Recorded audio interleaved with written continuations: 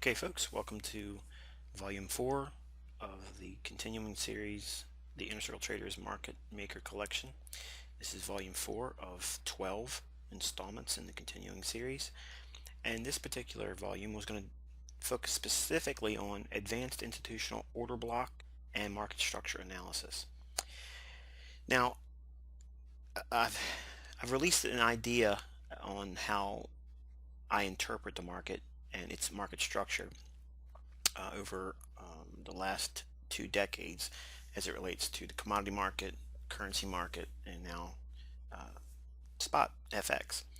And because of my exposure to the institutional aspect of trading, I was able to glean a lot of insights that isn't readily available to the retail universe.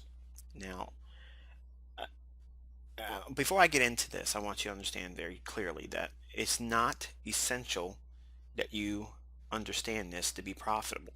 Okay, what this does is gives us a behind the curtain view, as it were, to why the markets are doing what they're doing.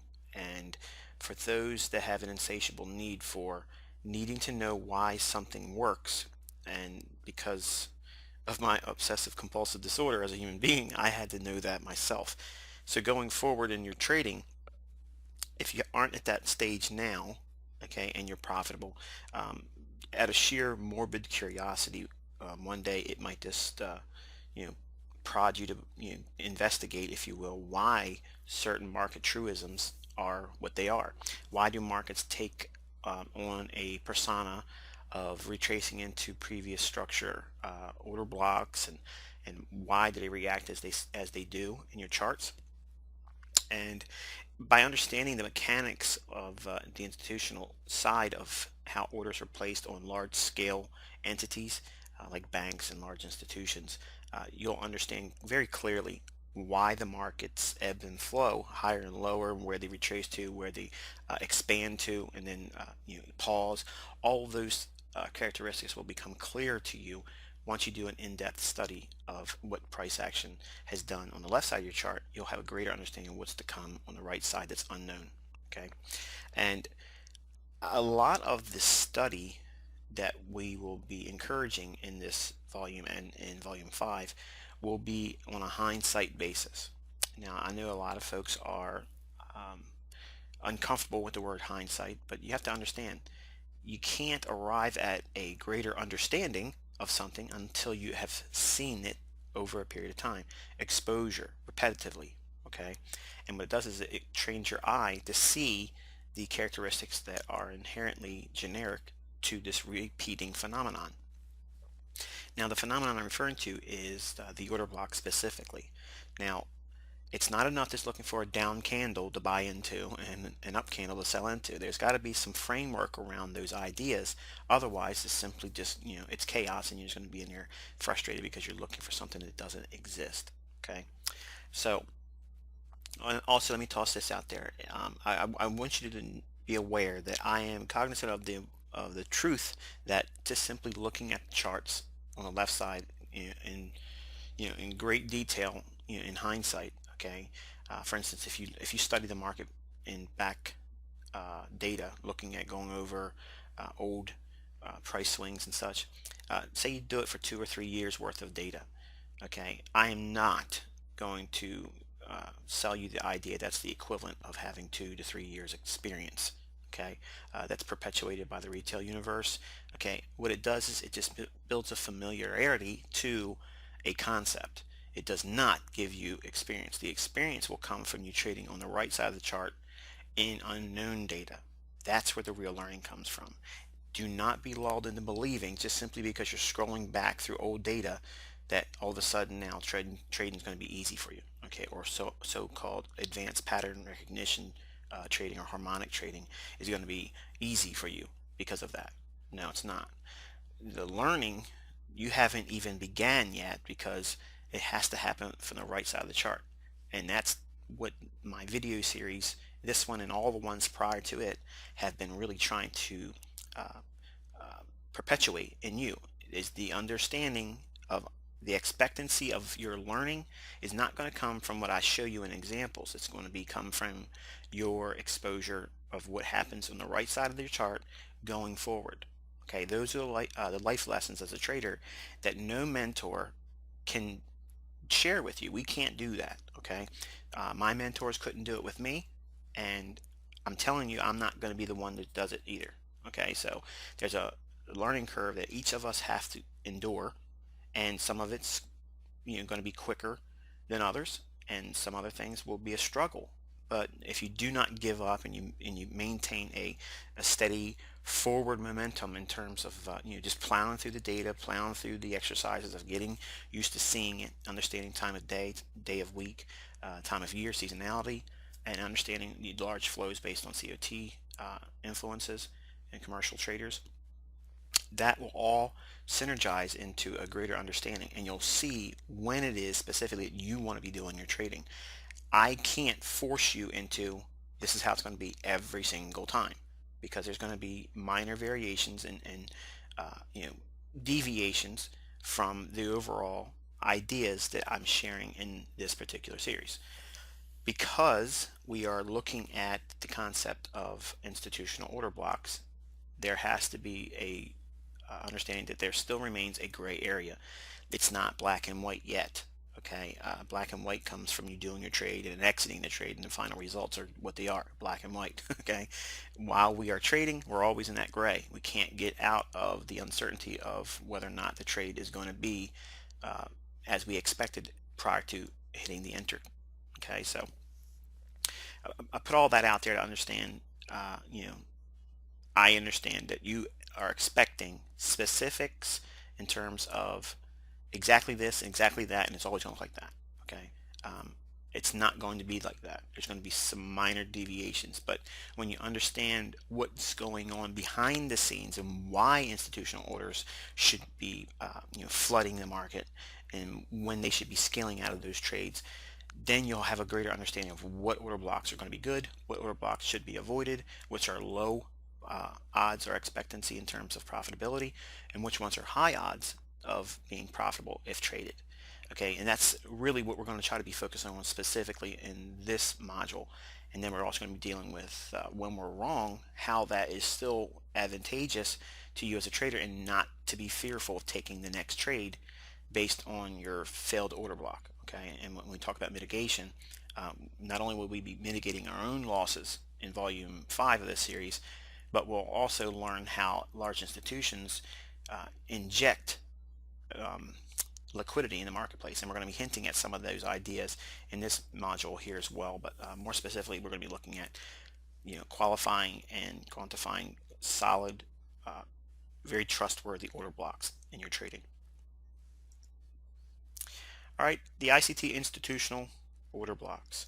Now, order blocks are specific candles or bars that, when properly viewed in institutional context, they can highlight smart money buying and selling. Now, if you have been studying price action of any length of time, there has been this movement, if you will, that's dubbed a supply and demand.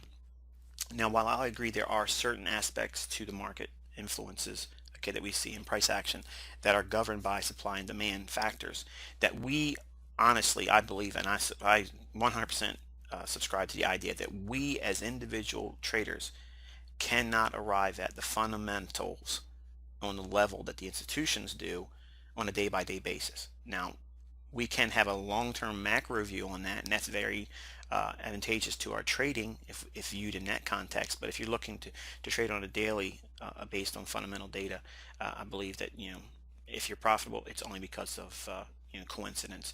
It has nothing to do with fundamentals can't be timed on a short time frame. Okay, that's basically what I'm saying. Market reports and market drivers that come out on a monthly basis, like PMI and non-farm payroll, those things are injections of volatility, which are useful to us as traders. But to ascertain whether or not they're bullish or bearish for the market, to me, I think it's a fallacy to believe that any one particular trader can do that and disseminate that information and discern in a realistic amount of time when it's released how to use that data intraday or on a short-term basis to take profits out of the marketplace. But I do subscribe to the idea that fundamentals do have its role in large macro trends, and those large macro trends okay, are going to be governed by institutional trading. And because my focus has always been specifically aimed at following what those institutional traders are doing as a collective whole, I don't need to worry about the fundamentals because I've already let those individuals that know more about it than I do and have a lot more vested interest in knowing what those fundamentals are, okay, to tell me what they're doing with their money. Because if I can discern what they're doing with their money, I've just really removed a whole lot of needless study and bank report reading and such. I don't need to worry about all that stuff. And you may want to believe that that's useful to you, and I'm not going to argue against it if that's what you want to do, with your time, and you want to spend that, trying to wade through all of the countless reports and number crunching that's attributed to fundamental data. That's not for me. Okay, but if you want to do that, it's your cup of tea. Go right ahead and have at it. Now, apart from commonly used supply and demand zones, order blocks are very specific levels. Okay, they're particular price levels that can be refined to lower time frames to exact price levels, not broad range or zones. Okay, there are countless. If you go on the internet and just do a Google search on supply and demand zones and trading supply and demand, you'll see a lot of overlapping ideas, okay, amongst the mentors or teachers in that realm. And I have, gone through some of it and looked at it, and while some of it does have advantages to just simply understanding what they're trying to hone in on, whether it be a bullish or bearish environment, okay, around a particular level. I believe that's good as a starting point for new traders because I think, that's what, if you look at any mentor, I think they get the recurring question is how do I know when to buy or sell? And if you can understand when is a good time to be a buyer and not so much a seller, that's like a lot of the game, you know, uh, right there for you, solved for you, because if you can only focus on one side of the marketplace and only do one type of thing in that environment, for instance, if you're looking at a so-called supply zone, and if you're looking at bearish, for instance, harmonic patterns, that would be advantageous for you, okay? But not looking for bullish patterns, okay, is the strength in that understanding because you're in an expected area of supply where the market should be deemed overbought, not because of an indicator, but based on what's, you know, the previous swing has moved into an old area of market structure. When that has happened, what we do, we anticipate that as an area where we may see correction, a reversal, okay, and a less likelihood of an advanced move in higher prices. So by focusing in on bearish patterns, and it could be as simple as a bearish divergence, okay, in a MACD if you're an indicator-based trader, then suddenly your indicators will work. Okay, an RSI, stochastic of that nature, CCI, all those types of things when you're looking for a premise based on that mathematically derived indicator. If it's framed around an area of supply, okay, then yes, I agree that that would be, a basis for a profitable short with all those ideas associated with it. Now, my work, okay, while there are similarities to some of it, okay, mine goes to the nth degree in terms of precision. Okay, I don't rely on simply a zone. I don't look at a broad brush idea of a range. Okay, that's commonly referred to as a supply and demand zone. Okay, I've always been tickled to see these so-called supply and demand zone traders. Okay, they'll put their boundaries on the beginning, level and the outer level of where they anticipate the selling scenario to happen, but none of them really come down to the entry point of where you're getting in at. Okay, it comes to that still gray area, and the fog's still there. And my beginning point in understanding all of this, before I was involved in the institutional side of trading, I understood that the common swing point in market structure, which is a low that's surrounded by a higher load candle on either side of it. Now, if you're familiar with MT4, you'll know that there's an indicator that's plotted, and it's called a fractal. Now, the fractal indicator to me is useless in terms of the short term, because it's requiring at least 5 candles to form before it identifies a fractal low or swing low, or a fractal high or swing high. Um, I don't require that. All I need is a level that I anticipate a turn to occur. That being, for instance, if it's a support level on a higher time frame, what I'll do is I'll start anticipating a daily time frame on a daily chart, a low to form. So in other words, if today is lower than yesterday, and then tomorrow when we trade and we close, as soon as we get a higher low, right then and there, the very next day, I'm trading with the anticipation of higher prices, because I understand that that is a swing low, framed with the pretense that there is an idea of anticipated or expected support based on a higher time frame premise or top-down analysis. Now, that's not the scope of this teaching here. I have all that explained in other resources on the InnerCircleTrader.com's website. If you go into the tutorial section, there's a plethora of information based on top-down analysis and all the broad range ideas that I will be just referring to and passing, as I'm discussing some of the finer details here.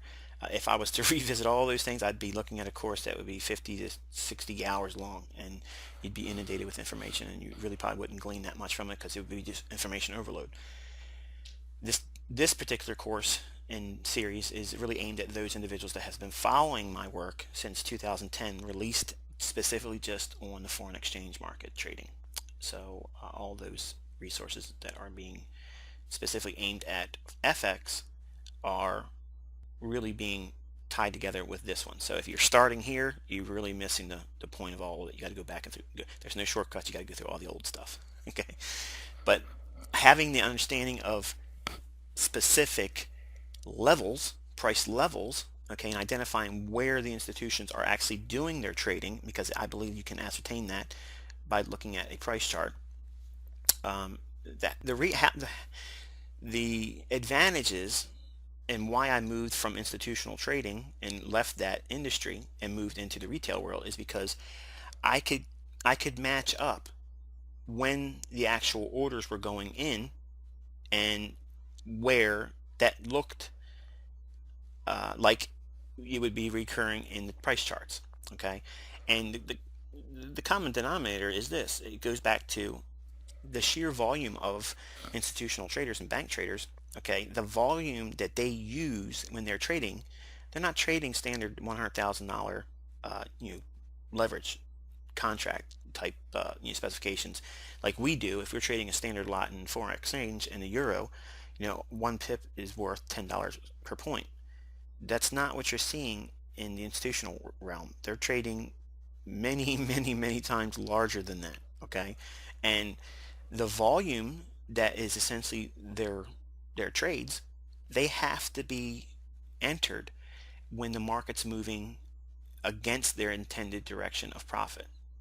Okay, and what that means is, in layman's terms, is they have to be buying when the market drops, and they have to be selling when the market rallies. So when I was looking at the orders that were being entered, there are a large similarity to where that was occurring at on the price chart in relationship to overall market structure. And market structure, as it was taught to me by Larry Williams in the 90s, it was just like someone took the blinders off me, and I knew clearly what it was that I was missing all along. And it still can be perceived incorrectly. So let me toss that out there as a caveat. The bottom line is, you are still a human being, and you still are likely to see something that you really want to see, and you can argue and build the idea that it's there when it's really not. So understand, what I'm sharing here still isn't the holy grail. In other words, ICT hasn't cracked the perfect, every single time I get in a trade, I'm going to make money. Okay, do I have a 90% accuracy? Yes. Do I lose money? Yeah. Do I have losing trades? Yes. Do I have strings of losses? Yes, I do. Okay, but I don't fear them, because I understand that even though I may get it wrong once in a while, the reoccurring phenomenon will happen again enough times for me to recoup the loss and to move back to new profits. Okay, so that's the benefit of understanding this stuff, because you don't have to worry about jumping ship and changing ideas and systems. You can trust the fact that this stuff will work. It will repeat. It's like buses. Okay, it's like the Mass Transit Administration. If you miss the bus, just wait around because another one's coming around. Okay, and this is how it is in the marketplace. Opportunities are just like that. One missed, there's another one just around the corner. Now, the higher time frame institutional order flow is critical to selecting high probability ICT order blocks to trade on.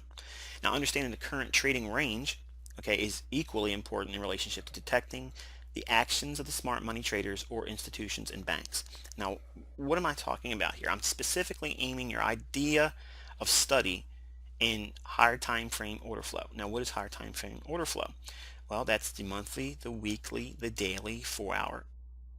And if you really, really, really have to look at anything less than a 4-hour, you're leaving the higher time frame premise and you're moving into an intraday basis. Okay, your study really should be focused more on what are these higher time frame trends, if you will, or directions most likely reaching for. Because if you understand that and focus specifically on that and trade inside the ranges that is identified on these higher time frames, it will remove a lot of the uncertainty that plagues most traders in their hunt, if you will, on trade setups and directional bias.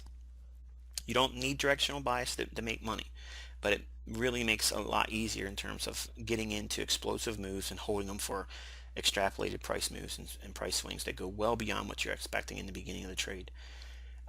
There is the understanding of trading inside the range, which is a concept that I taught years ago, and using the concept of an L range and a 7, those ideas, okay, and again, I'm counseling you to go back through my old material. So if all you cats that just started warming up to ICT and you think you're going to get to the end game by watching this series, you're missing, and you're not going to learn anything that you would have learned if you understood all of the prerequisites, if you will, to getting to understanding what I'm sharing in this series. So having that understanding of the current range that we're trading in and higher time frame premise and directional bias that's arrived at by institutional order flow on the monthly, the weekly, daily, and no less than 4-hour. Okay, by having that discerned, okay, how do we do that? Well, we can look at market structure. Okay, where are we at in terms of the price swings? Where are we at in terms of the moving averages that we've taught that help us keep our focus on one side of the marketplace, those being the 18 and 40 EMA and the 9 and 18 EMAs. And again, we are not looking at crossovers of those moving averages. What we're looking for is the stacking and the opening up of those two averages. When they open up and widen and they're pointing in the same direction up, we are under the assumption that that is, if it's on a higher time frame, that is a bullish buy program. In other words, the order flow will be moving higher. Because of the higher time frame chart, if it is moving higher, trends on the higher time frame tend to stay in those directions for a good deal of time, and it takes a lot of influence outward to change those tides and make it go the other way, and vice versa. If the EMAs are pointing lower and they're opening up, we understand that that is an institutional sell program, okay, and order flow will be going lower, and looking for bearish order blocks in that environment, okay, would be advantageous. Now, what are the common characteristics that are among high odds ICT order blocks? Because I get a lot of questions as to, okay, well, I'm looking at this order block and it didn't work. So the frustration starts to build, the uncertainty, is this something that's, tradable? Is this something that's useful? Okay, and it is, but you just learned it this year, okay? Or last year rather, in 2013 I introduced it in Sniper series, and in 2014 I gave the precision trading series. So yeah, it's a relatively new concept to most of you, so don't be discouraged really if the fact that the notion of you seeing it with a high probability every single time. Okay, if that's not there yet, don't be discouraged by that, because again, I had to grow into my appreciation for them as well. Okay, because what I was seeing in the institutional realm and then what I was seeing in price charts, they had to tie together, and it took time for me to trust what I'm sharing with you. It took time to do that. So understand that it's going to take a little bit of time. Okay, but when you do put the work into it, it will be advantageous beyond all measure. Now, what is it specifically that builds the case for a strong, high odds bearish order block? Well, there's going to be a stop pocket, okay, that's going to be resting just underneath an ICT bearish order block, which will be above a nearby swing high. Now, what am I saying there? If we are anticipating a range, okay, that we have been seeing a retracement higher in, okay, in other words, there has been a move lower recently, okay, and I'll let you determine what recent means based on the time frame you're trading. But let's just say we're looking at a 1 hour chart. If the 1 hour chart has recently had a price swing move lower, and now we're having a retracement inside that range that moved lower, okay, we understand that pulling a fib from that high to that low, we would anticipate an ICT optimal trade entry to form a likely barrier as resistance around the 62 to 79% retracement levels, with an ideal 70.5 fib as a sweet spot, focusing in on an area where resistance should reside. By itself, that means nothing, okay? But ideally, the optimal trade entry should be above a short-term swing high just to the left of where you would anticipate the optimal trade entry to form and the confluence of a bearish order block. In other words, there should be a bullish candle that you're aiming for as a bearish order block, okay? But that order block will be further validated if it lines up with a fib optimal trade entry, if it's between 79 and 62% retracement levels from the high down to the low, that price swing that we're just using as an example. And again, this is the reason why I'm telling you guys to have the understanding of the previous material, because I'm not going to give you all of those details and give you the shortcut to the front of the line. Go back through the old material. It will teach you and build this framework that you need as an understanding.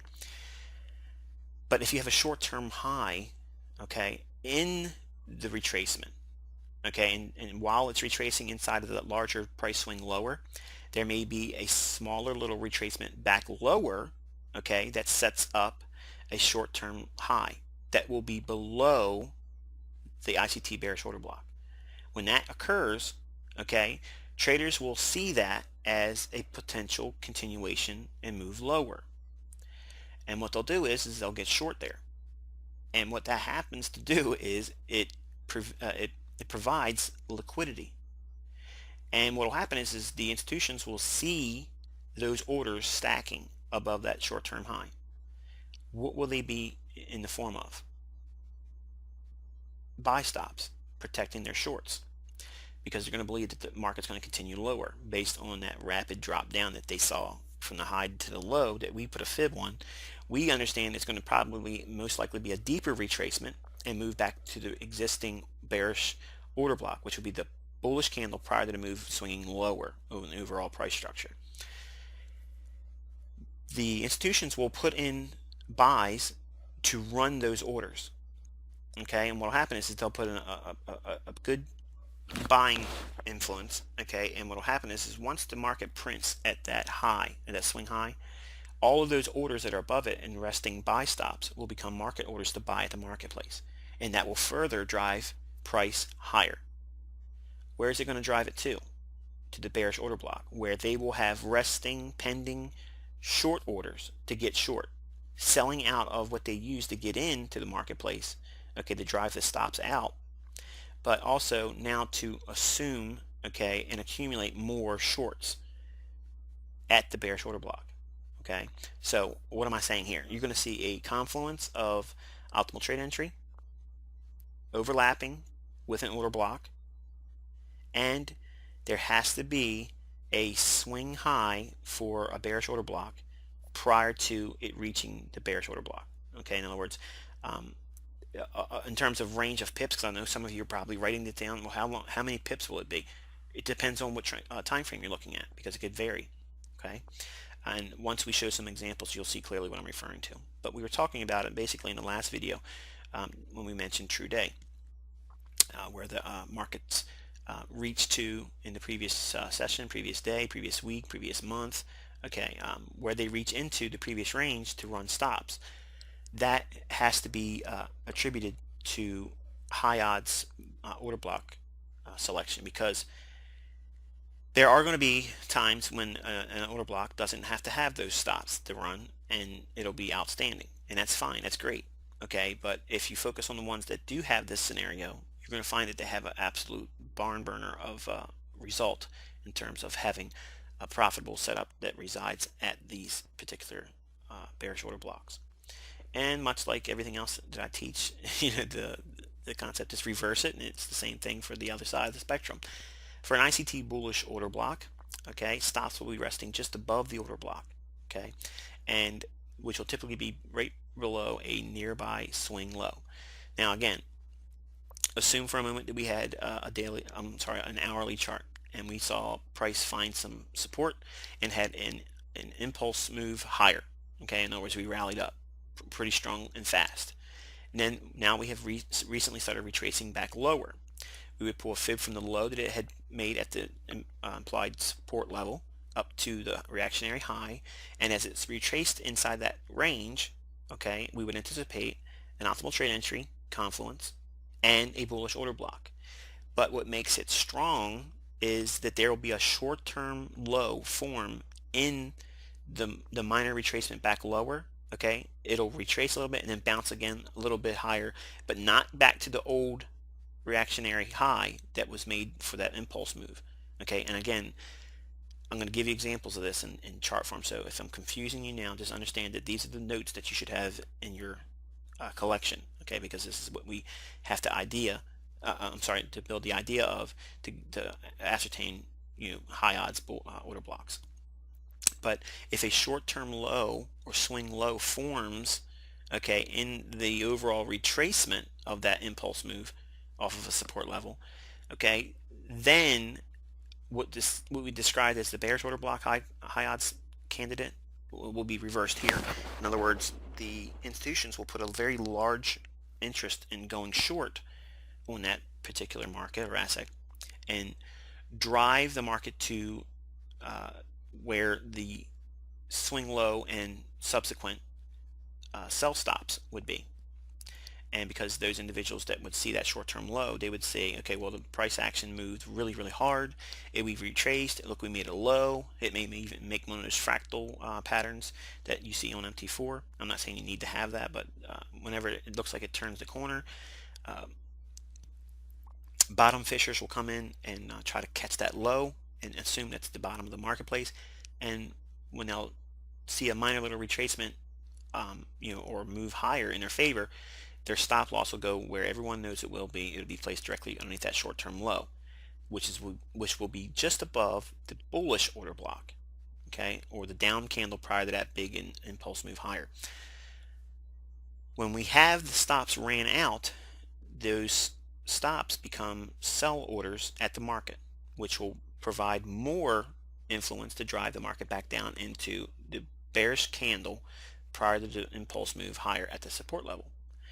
That's where their pending orders on the smart money or institutional level, okay, will be having to be a buyer, buying up the shorts that they use to drive the market lower and accumulate new long positions before the market starts to have its profit release portion of the price swing higher up. Okay, so again,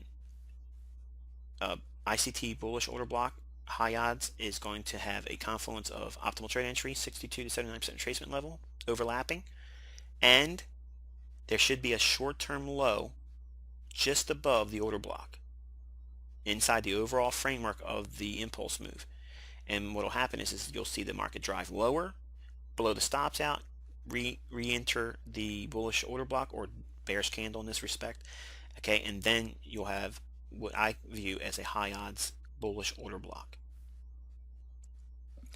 Now, bearish order blocks reside in bearish market structure and inside of higher time frame sell programs. And again, we've already talked about the idea of looking at market structure Look at the higher level institutional flow on the monthly, weekly, daily, and 4 hour. If it's overall bearish, we're making lower lows, lower highs, and all of the bullish market influences are not being respected. In other words, bullish order blocks are getting blown out. Okay, we are in a bearish market or in a higher time frame sell program, and we can mainly just focus on looking for bearish order blocks to sell into, with the understanding of what we described just above. And again, not surprisingly, bullish order blocks reside in bullish market structure, higher time frame buy programs, and we would anticipate seeing bearish order blocks being blown out and not respected. So therefore, the overall order flow is going to be on the bullish side.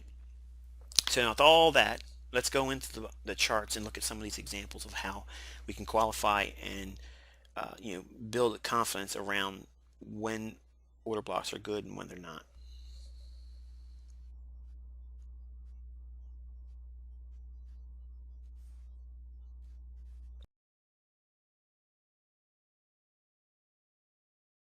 Okay, let's look at a few examples on how order blocks are qualified and how we can work within particular ranges and trade even with the higher time frame premise to really narrow down high odds opportunities. But I want to give you a couple of examples of trading against the trend too, to kind of like give you a complete view as to what is being suggested here, because I'm not trying to box you into only trading in the direction of the higher time frame. I want to allow you some certain measure of flexibility, because I know some of us have different opposing personalities as it relates to trading, either with a trend or against a trend. But we are looking at the cable. This time frame just happens to be in the July month of 2014. So if you want to look at your charts, you can do that as well. And the idea that we have here is we had a price move lower. Okay, and this inherent wick here, I'm not going to discuss this here because we will talk about this in volume 5 when it relates to mitigation blocks and responsored order blocks that have been taken out. So we're going to have to defer that conversation for another video. But we're going to assume for a moment that you can clearly see this price leg here. Okay, assuming, let's do this. It'd be a little bit easier to teach like that. Okay, now we had a price swing here, drop lower. Okay, and price had made a short-term high here and started to move lower. Now, when we look for order blocks, okay, in a down move like this, okay, we saw a market structure shift. Okay, we had another price swing going lower. We retraced there, came lower, and what we had here was another impulse leg inside of the parent price swing, which is this one right here. Okay, so looking at that, if you take the highest high down to that lowest low right in here, okay, we have optimal trade entry in here. So we would look for at least a minimum of an expected return up to this range, okay, between the 79% retracement level and the 62% retracement level respectively right here. Now, let's remove the fib because we don't need it anymore. We've already ascertained the information that is aimed at looking for that. And the idea next is that we view the short-term high that's in here, okay, as price starts to drop down in there, that little bit of movement is all it's going to take for stops to start stacking above this high. Okay, now where is the bearish order block? The bearish order block is this bullish candle prior to the beginning of the sharp move lower. Okay, again, bearish order blocks are bearish because the bullish up move prior to the move down lower in price, okay, is where the smart money or institutional bank traders are going to be selling into that rally. Okay, remember we talked about earlier, their sheer vastness of their orders requires them to be aggressively moving in an opposing direction of their trade entry. Okay, in other words, they have to be selling when they're looking for lower prices. They have to get into the marketplace as it's moving higher. Otherwise, their fills won't be as economical as they would like them to be. Okay, they're just like us. They're driven by the bottom line, and the bottom line has to be closely watched when you're trading, at the scale that they do. So now with that understanding, okay, we're going to have the view of the market moving higher at least to the bottom threshold of the bullish candle, which is this low right here. Okay, so I'm gonna have to move this over here just to grab this trend line here. So again, we're identifying the bearish order block, which is the bullish candle right here. We've noted that there. Okay, you see what we've done? We have now identified a high odds candidate for a bearish order block.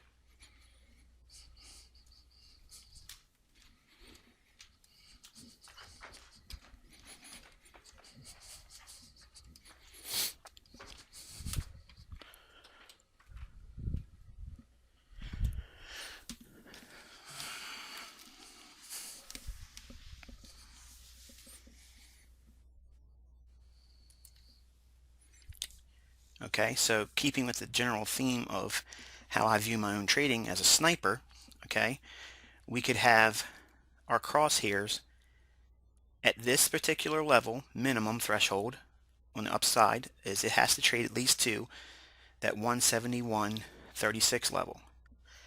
It must trade there, okay, to be considered high odds entry for a short. Notice also that we are still inside of the optimal trade entry range in here. Okay, you see that? That's what that box was left there for.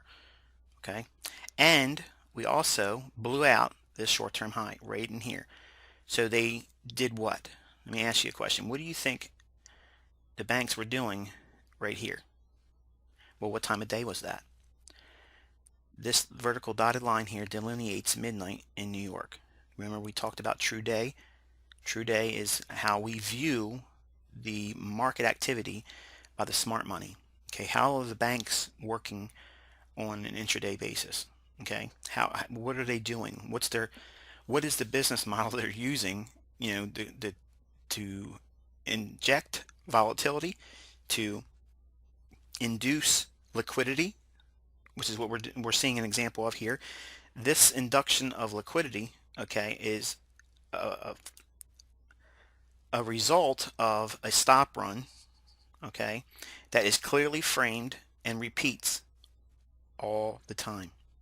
Now this is how they run buy stops on shorts, to take those individuals out of the marketplace and accumulate new shorts. Now they were sellers here clearly because the market had dropped. That's how we identify the fact that they did it. This was their footprint. Okay, so and up in here we have a footprint of the elephant. Okay, the elephant being the smart money, that big entity in the marketplace that lumbers through and just cleans house and makes the majority of the money. So with that footprint in the marketplace, now what we do as a sniper, we want to see a revisit of that same activity, because our understanding is what? The sheer vastness of their orders clearly indicates that they are most likely not going to be able to get all of their intended or expected position on the initial time it trades to that price level. Okay, so in other words, we're assuming that we'll just say that 171.40 is a fair assessment for an average price for them. Okay, and without breaking all this down in here and including this over here, which we'll do at a later time in mitigation volume 5, we'll look at refining greater what institutional pricing is and where they do their dirty work for actual entries and exits. But for now, I want you to understand the framework of what constitutes a high odds order block. The bullish candle prior to the downswing in price is where they sold into that rally here. They sold into that. Much in the same capacity they sold into this bullish candle. All this action up here is what they sold into, running out an old high here. See that? Now, when we see this price leg here, that's the price action that we anticipate. Then you're going to see an impulse leg moving into the range that's defined by the high here and the low here. So when prices starts to move higher, okay, we want to ideally see some sort of minor retracement against that impulse move, okay, and create a short-term high. All we need is a high with two lower highs, one on each side of the high. Okay, that's a short-term high. Once that occurs, we know in our mind that above this high is going to be buy stops, because folks are going to see this down move here, and this is going to be viewed as a retracement and then short. That's how they're going to anticipate that. Okay, and because a lot of retail traders use 50% retracement levels, okay, let's look at this. The high down to the low, okay, here's the 50% retracement level right there, and when you know it, there's where the swing high forms. Okay, and then it starts to roll over a little bit in here. That's what we're looking for. That is the absolute wonderful confirmation that what we're about to see is carnage on the retail world. Okay, and they're going to blow out the stops here at midnight. We are not interested in this down move here. We don't have any interest in that whatsoever. We could care less about that. We're more inclined to sell if it gets back to this order block after 5 GMT, or what would be viewed as midnight in New York time. So in other words, wherever you live in the world, okay, if you want to view the market like ICT, okay, the way I interpret the marketplace is you have to know what time midnight is in New York. You have to, okay, otherwise you're not going to see what I see, okay, and what I anticipate in the marketplace. So we have two primary focal points: is a price level of 171.36 minimum threshold. It has to trade to that level minimum, and it has to do it after midnight New York time, or 5 GMT in my platform here. And by doing that, okay, what we've done is we have our scope of like a rifle on a sniper's rifle. Okay, that's where we're going to be doing our shorts. If now here's the big payoff for you. It has to have a run of stops here. Okay, so if we blow out stops,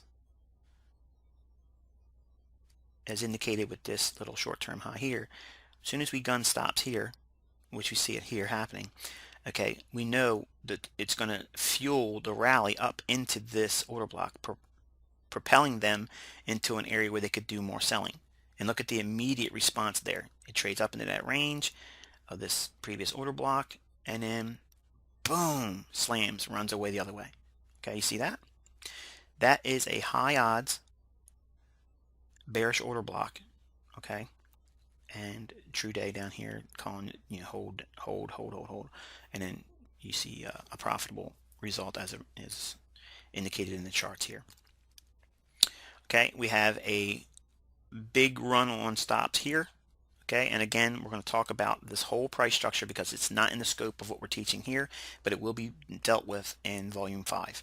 So we're building an understanding, a greater understanding of what it is that you are hopefully trying to digest when you look at price action. Who's doing what at what time. Okay, we have, again, we have 5 GMT or midnight time frame, okay, in New York. We have an area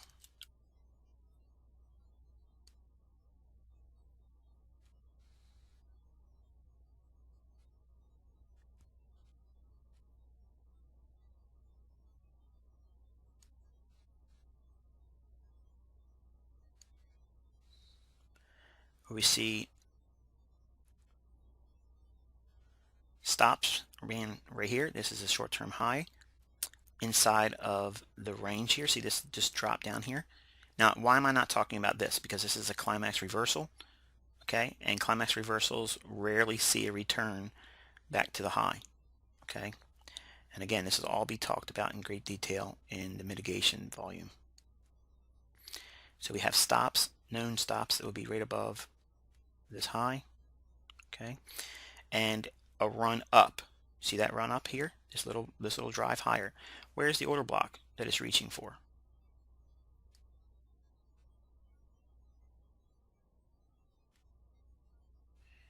Here's the bottom of the bullish candle. See that? Right in here. So between time, which is defined by 12 midnight or 5 GMT, okay, we have a short-term high where we know stops will be residing.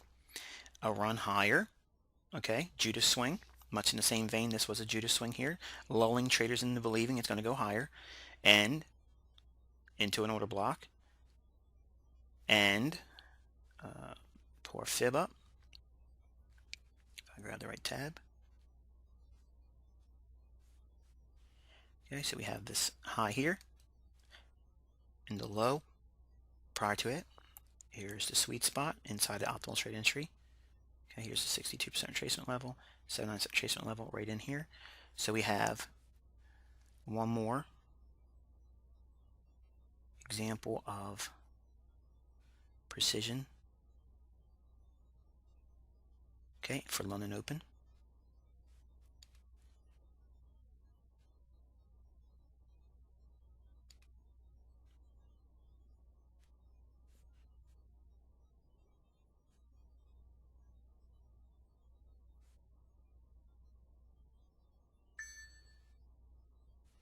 Okay, so we have this set up here. Now, interestingly enough, if you look over here, we have another smaller intraday sell that was available for the New York Open with the same area in mind here. Okay, you see that happening, and they sold it again intraday, only down to a bullish order block here where the trade had to be a collapse because it's too late in the day to see any further continuation. Your stop probably most likely would have been in hit intraday if you would have trailed that. This day here, right in here, okay, we have order block right there, bullish order block prior to the move lower. We have an area of, let's get this off here,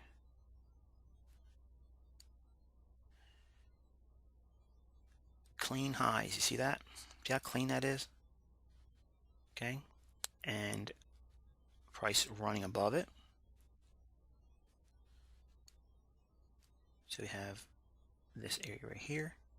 So price has to move above where the stops are and has to be in time.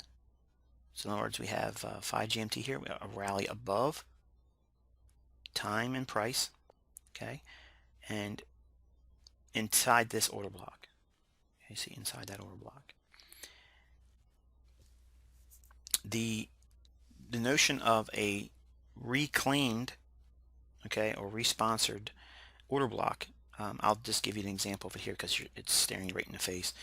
The order block that sent price lower here, okay, see right in here, okay, we returned to this one, but we created another bearish order block right in here. Okay, if you look at how we moved right there, right here's your previous order block. Again, another opportunity in New York session then, and then look what we did here. Boom. Very, very precise. Okay, very, very precise. Just moving above the midnight time frame. Now, the question is this: well, Michael, what time is this move happening? Well, this move here is happening at 5:45 GMT. So it's a little bit early of the London Open kill zone. Okay, my earliest is 6 GMT, so I would have missed the ideal entry here unless I had a pending order. Now, I will tell you this: I do get up around 12:30 to 12:45, around that time frame, to look for the beginning stages of what should be taking shape. And what I'm explaining here is the beginning foundations of how we're going to be doing intraday trading for London Open, and what it is I look for, how do I frame the ideas about the marketplace and what it should do going into London and at least the Frankfurt Open. So we have this area here, may or may not have gotten trade, may or not have caught any of this. And the next opportunity, qualifying bullish or bearish order blocks. Okay, moving on over to the next opportunity here, we have the price swing here, moving lower. We have a bullish candle prior to the move lower. Now the reason why I'm using this level here is because it's also the bottom of the body of this candle. So this is an up candle, this is an up candle. Even though we have this wick, the body of the candle here, or the opening of that candle, is essentially that same level. So I'm using that. Okay, and also if you look at the body of this candle as well, and look at the bodies, I'm sorry, the wicks of these candles. And this is what we're going to talk about a lot in volume 5, where we start looking at institutional pricing, where they actually do their entries on the institutional level. We have equal highs in here. Okay, what we commonly hear in the retail world is a double top. We don't believe in double tops in the ICT camp. Okay, so we know stops are going to be residing above these highs in here. Okay, and here is midnight time frame, and we would look for a minimum of a move back to that level in here, and take out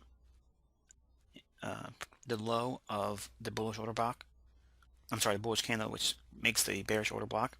Okay, and that would be our price level that we would be looking to get short on. We also have this range in here that would be viewed as well.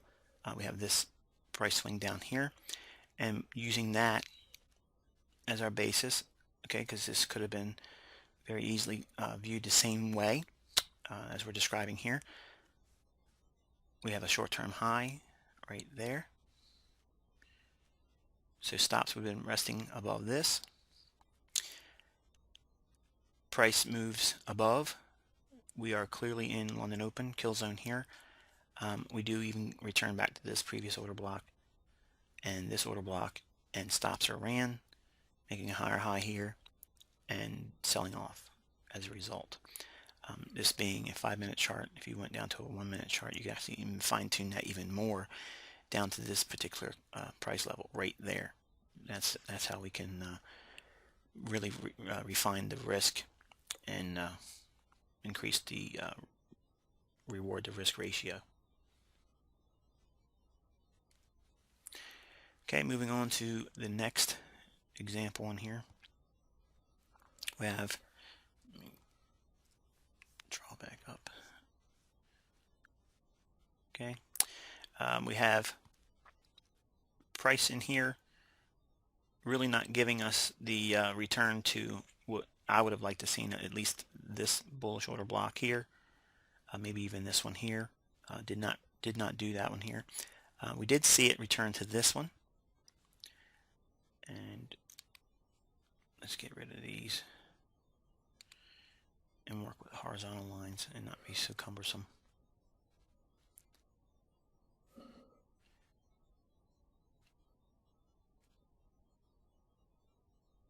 So we have this bullish candle prior to the move lower. So we are inside that order block here. Price structure is from this high down to this low.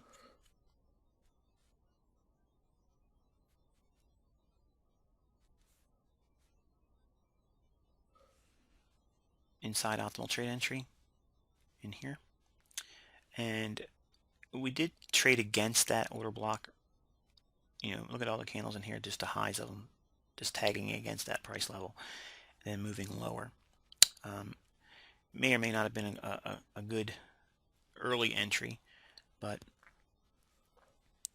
using the same vein later on in the same day, we had stops that would have been cleared here. That would have been an early entry if on a limit. In other words, if you had your order already in as a limit order earlier in the morning around Asia and went to bed maybe. If you look at the order block here, bullish candle prior to the move going lower, short-term high, that would be just below, okay, short-term high below the intended order block, that would be bearish. Okay, you see that? And market structure price swing from the high to the low right there. So we have optimal trade entry in here, order block here, stop being taken out here, may or may not have been filled there. You know, fancy dancing around, you know, may not have, maybe not have had an opportunity using that specific entry point.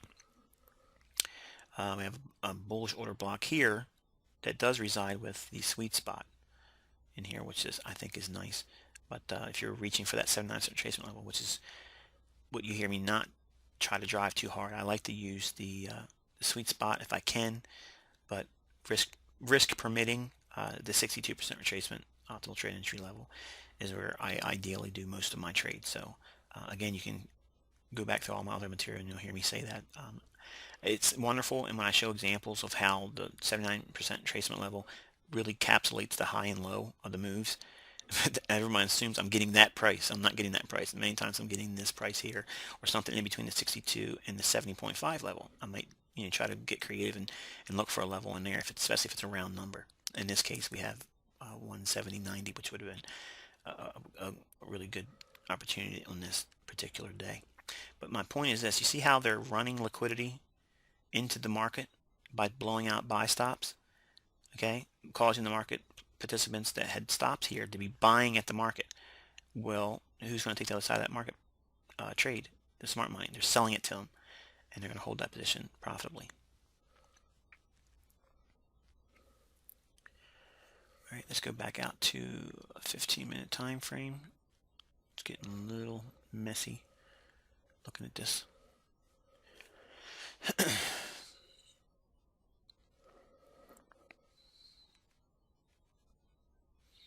Okay, we have short-term high in here, range, order block right there, fell just short of it in here, so no trade early in Frankfurt. And then we have bullish order block right here, intraday, right there. We are now inside of the New York kill zone.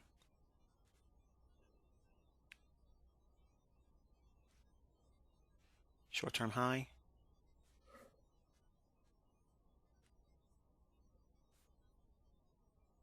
Range. High to low. This is the market structure price swing that you'd have to use. Parent price swing. Price trades up into optimal trade entry.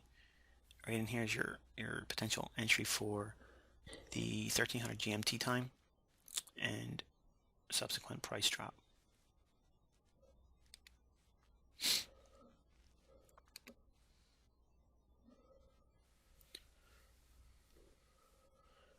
Okay, we have price. I think I'm just going to use a little rectangle. Right in here, stops will be resting above this high.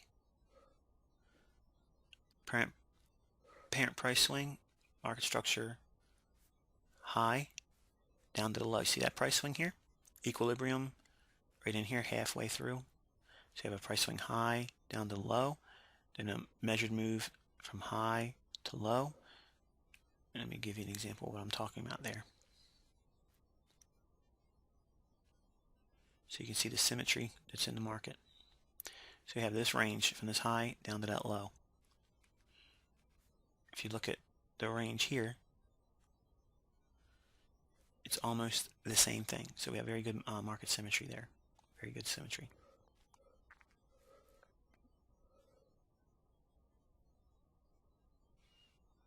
Okay, see that? Extend that out. Only had one inherent wick prior to move higher.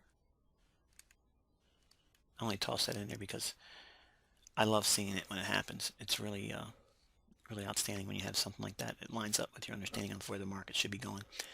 We have a market structure high here, bullish order block, and the parent price swing is down here, so we would pour a fib on those two price points.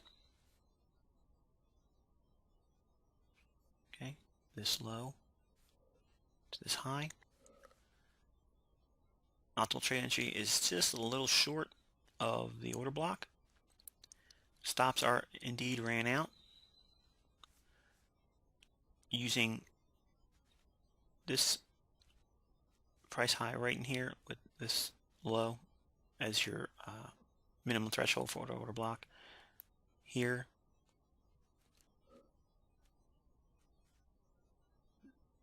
There's your bullish order block here. Same scenario with stops above here. Runs into it during London open. Let's move over so you can see a little bit better. Yeah, see. Optimal trade entry, again, falling short here. Okay, so we don't have it so much in confluence of optimal trade entry and order block itself, but all the other components are there, which is kind of like gets back to the notion that you're going to be in a gray area. You may not get all of the things lined up, but you still would have a lot of other factors that would, collectively give you a confluence for the trade. Remember, during this time frame in July, we had already worked the idea out that there's an USDX SMT divergence. In other words, the dollar was unable to make a lower low, and the cable had made a higher high. So we are seeing distribution and accumulation in the dollar, but distribution in the cable. So we are in a sell program. So any rallies after the 12 midnight or 5 GMT time frame, it would be viewed as a Judas swing. Okay, so the optimal trade entry, while it was short of it here, okay, it's short of it here, it doesn't change the fact that you would still be in a profitable position, because we're always using a minimum of 30 pip stop loss, going into the market, especially trading London. And just to give you a further view, even if we were using the parent price swing, which is this high to this low, and say you were doing your trade in here based on that assumption, returning back to this order block here, if you were getting short at the 62% retracement level in here, that would be right in here. That would be 170.78. Round that to the nearest round number. You got 170.80. Okay, you're inside the optimal trade entry, and you're also back inside this order block here, bullish candle, and it does run out this short-term high prior to it. So it does give you an ideal entry point there inside of London too, because this candle on the high comes in at 8:15 GMT, which is the heart of the London Open kill zone.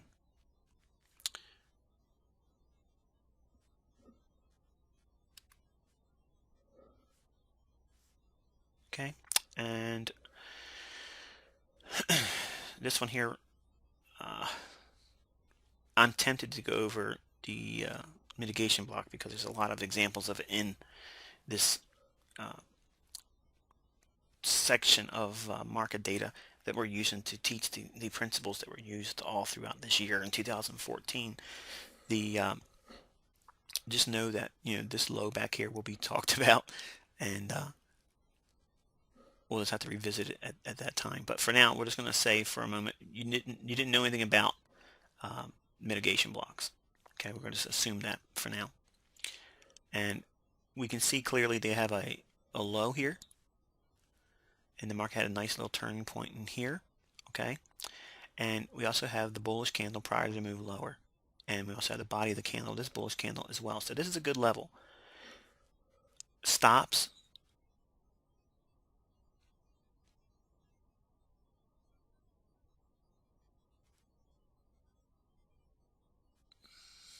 if I can get this rectangle to work with me, would be just above this short-term high. And let's assume, again, the same thing. We have a high here, move prior to the drop, prior to the rally up, which is right there, this low. So it's this high to this low. This is the range you pull your fib on. This is where you would be entering, okay, right in here. So inside of this area right in here, this is London Open. This would be a good fill. You're also coming back and blowing out the stops here. Now, if your concern is, well, wouldn't I be stopped out there? No. And this is really what I want to kind of get at too. Once you have an understanding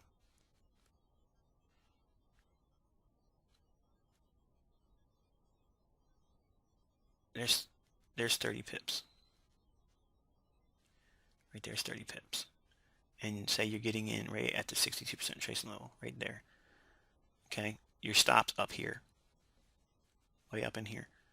Okay, and is not ran. So you can see clearly that it did offer some good reward to risk parameters for this particular day.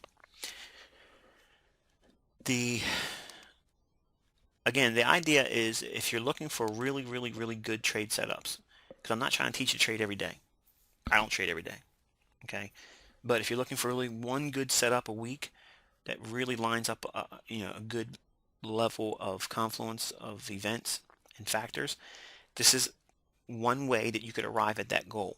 Now, you don't need to have all of them lined up to get a trade, but the more you have, obviously the more cherry the setup. Okay, but ideally what I want you to learn is that if you are anticipating a selling scenario, okay, you want to see a rally after the 5 GMT, or what we commonly call New York's midnight time frame, the short-term high prior to it, a rally above that, because they're going to take stops out. And once you see that, you'll see the market turn on the dime and go the other way. Short-term high here, the market rallies after 5 GMT, takes a dump. Okay, we start going into a consolidation in here. We're going to assume, say you lost money on this day right in here on the 28th. Well, the same scenario unfolds the very next day. You have a short-term high. We rally up into an existing order block. Okay. Sell it. Boom. Power 3. Okay. In here, same thing. Just got to look a little bit closer now. Okay. Yes, they have a high up here.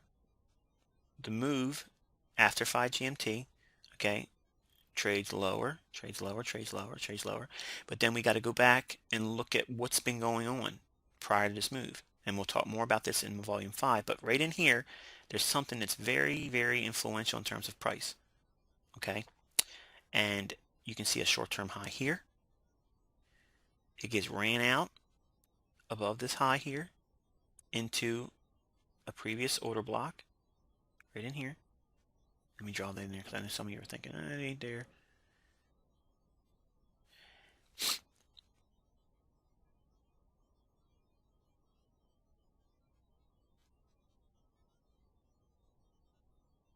See that? Boom. High of that candle is 169.40. The low of this candle, 169.40. Okay, so precision. Okay, but again, I know I'm probably driving you nuts by not talking about this, but it's in the next video, guys. Just relax. In fact, we're going to use these same examples, though, if that helps. We have a similar scenario here. We have a short-term high in here with the understanding that we expect lower prices. 5 GMT or midnight, we look for a rally up, take out those stops, returns to a previous order block. Okay, sell it. Boom. Okay. Same scenario here. We have a short-term high in here.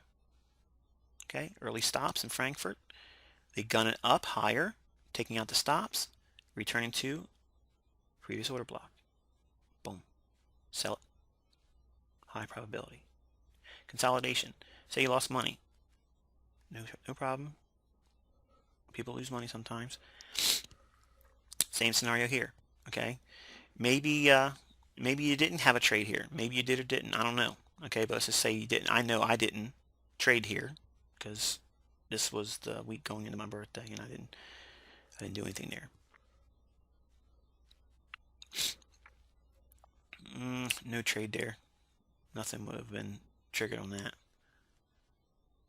Okay, here's a nice one. We have bullish candle prior to move lower. Midnight time frame.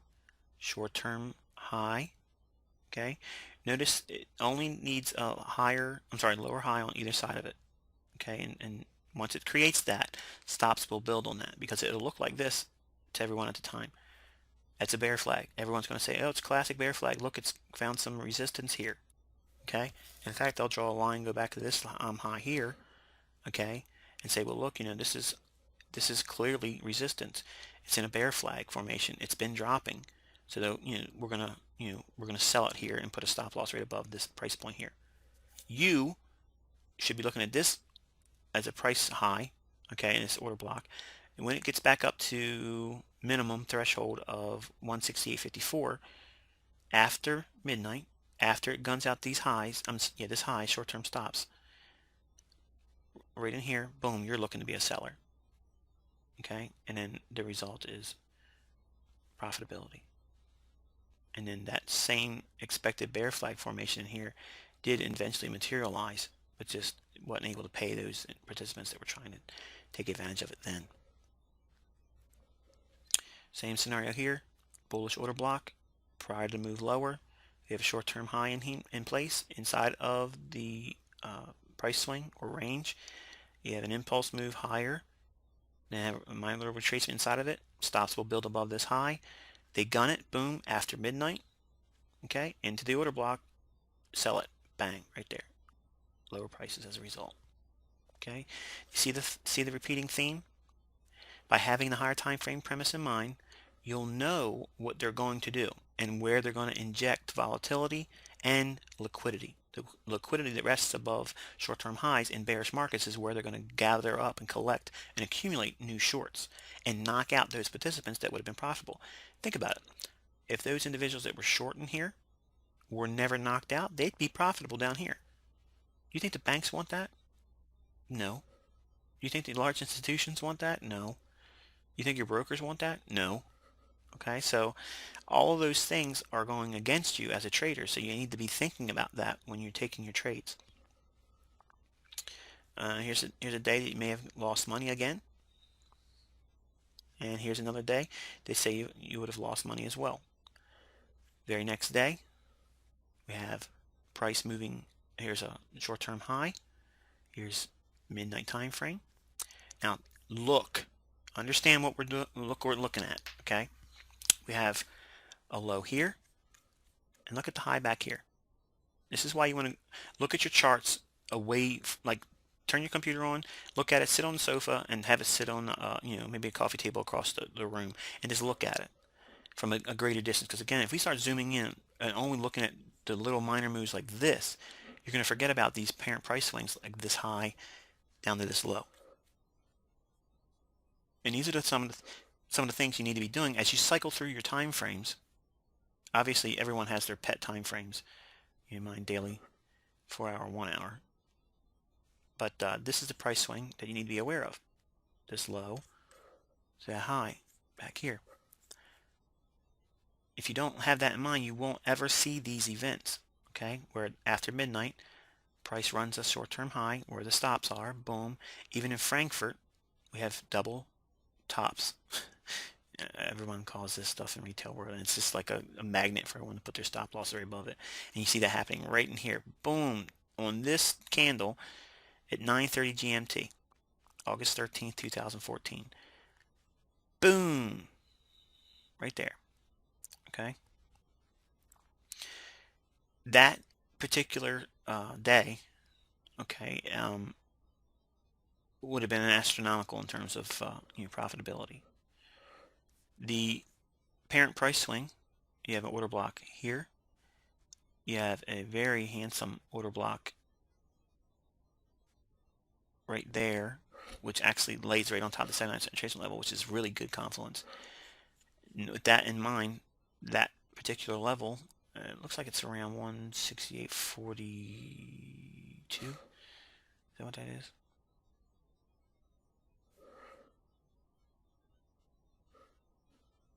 Yeah, 168.42. Round it to a round number, 68.40. That should be a good entry, and it's still very close in proximity to the low of that particular bullish candle, which is a bearish order block. So again, we could go on and and give examples of where it did work and where it didn't, and still be if you took the positions on a weekly basis. You certainly can find and ferret out some really good and outstanding bullish and bearish order blocks. Now, I gave you examples of the bears side. Um, Everything is the same thing, just on the reverse. Looking for a swing higher, and when there's a low, you want to see the lows blow out a short-term low, where stops would be, and then it would continue higher.